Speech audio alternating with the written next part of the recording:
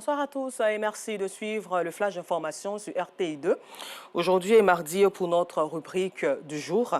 Le carton rouge, c'est un fait qui va certainement vous choquer.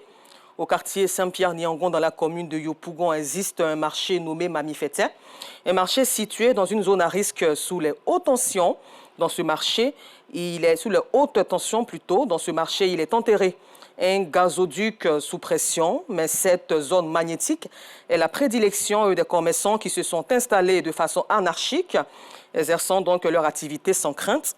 Pire, le marché se trouve dans un état insalubre, ce qui expose les aliments qu'on y vend. En cette saison de pluie, le danger semble imminent, ce qui a suscité donc un carton rouge de la rédaction de RTI2 qui vous sera proposé ce soir par Justin Kouassi, Pagasoro Kone de Madongui, Gilles Tonian et Fatima Ouattara. Toujours en société, véritable problème de santé publique. L'AVC est la première cause de handicap et la troisième cause de mortalité selon l'Organisation mondiale de la santé, OMS. Et pour venir à bout de la maladie, l'ONG Stop Stroke a opté pour la prévention. À cet effet, donc, elle a initié une campagne de sensibilisation suivie d'un dépistage et c'était dans la commune de Port-Bouët en présence de notre reporter Noussangari.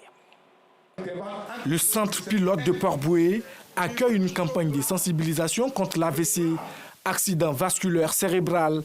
Ce matin, Jeanne s'y est rendue pour contrôler sa tension artérielle et se faire dépister pour se mettre à l'abri de certaines maladies.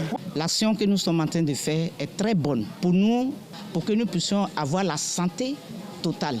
C'est très important ce que nous sommes en train de faire. Ils sont venus nombreux participer à cette campagne de sensibilisation. Ce qu'ils ont fait, c'est une bonne chose. Il faut que ça soit continuel et puis on puisse vivre. Parce que sans eux, là, on ne peut rien faire. Donc je dois les remercier beaucoup. Troubles de langage, de mémoire, infirmité motrice, bref, les conséquences de l'accident vasculaire cérébral sont multiples. De nos jours, on voit comment l'AVC est en train de dévaster la population parce que le problème de l'AVC, quand quelqu'un a l'AVC dans sa famille, c'est l'handicap et il devient un poids pour toute la famille. Et ce poids-là repose sur toute la famille parce que ce n'est pas seulement celui qui a l'AVC qui est stressé, qui est sous le coup de la maladie, mais aussi ses enfants, son épouse. Donc, une maladie qui attaque toute la maison en principe et souvent qui a aussi des effets parce que souvent si la personne ne peut même pas se lever, un des enfants oublie d'arrêter de travailler et ça change toute la physionomie de la maison et ça devient vraiment une peur. La prévention demeure la meilleure arme pour venir à bout de la maladie. C'est dans cette dynamique que s'inscrit l'ONG Stop Stroke, une organisation engagée dans la lutte contre l'AVC. La meilleure manière d'éviter même le coup, c'est surtout de prévenir. Et prévenir, ça veut dire sensibiliser. Sensibiliser, ça veut dire éduquer.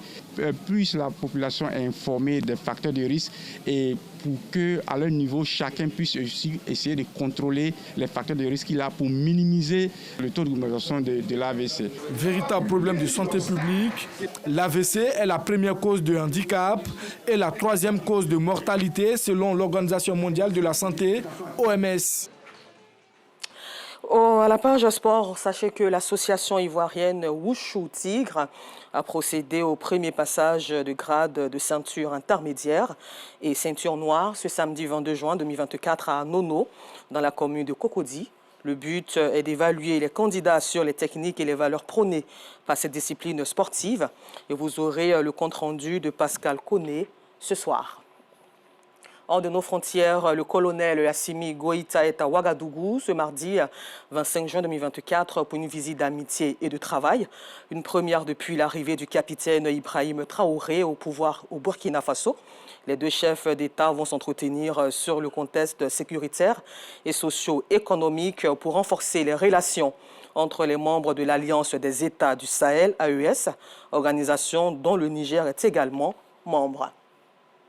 Et puis nous terminons ce flash d'information au Kenya où ce mardi 25 juin est une journée de mobilisation contre le projet de loi de finances 2024 qui entrait en troisième lecture aujourd'hui au Sénat. Des dizaines de milliers de Kenyans sont descendus dans les rues des grandes villes du pays. À Nairobi, ils ont convergé dans le centre-ville. D'après l'ONG Amnesty International, des violences ont en parallèle éclaté et les policiers ont tiré à balles réelles sur les manifestants. Au total, 31 blessés. Et la police a repris le contrôle de l'enceinte du Parlement où des manifestants avaient pénétré. Voilà, merci. Je vous donne rendez-vous à 19h30, toujours sur RTI 2 cette fois-ci, pour le temps d'information complet.